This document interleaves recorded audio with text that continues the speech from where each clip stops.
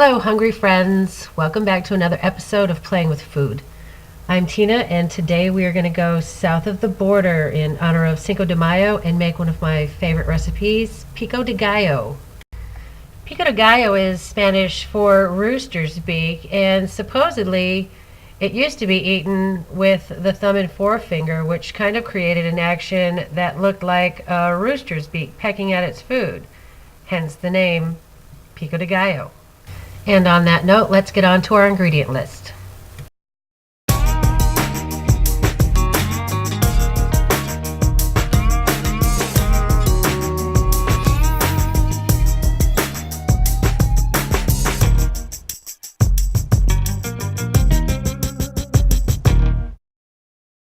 All right, let's make some pico.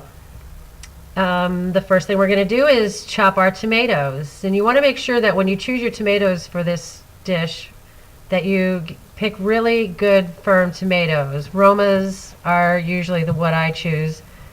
And you want to use a really sharp knife and be careful not to crush them when you're dicing. Once your tomatoes are chopped, we're going to move on to the onion. So we're going to peel a medium-sized white onion and cut it in half. And with each half, cut vertical slices all the way across and then across in the other direction.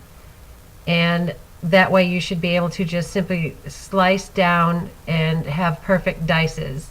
Leave a little space at the end that's intact so you have a handle, if you will. All right, now we're going to add our jalapenos to the mix, and I strongly suggest that you wear plastic gloves when dicing up your peppers because the oil is lethal on these things. Cut the tops off. If you want to reduce the heat a little bit, you might want to cut the peppers in half and then scoop out the seeds and the membrane on the inside because that's where all of the heat lies. If you like it hotter, then just leave the whole thing intact and slice away. All right, next we're going to be adding our cilantro, freshly rinsed cilantro. We're going to chop it kind of rough. If you're obsessive compulsive like me, you can pull all of the leaves off of the stems. Otherwise, I've seen people just hang onto the stems and just keep on chopping toward their hand until they feel safe enough to stop. I don't recommend cutting the cilantro too small. Just, we're going to make it a nice rough cut. And last but not least, we are going to add our fresh lime juice. I use anywhere from 2 to 3 limes.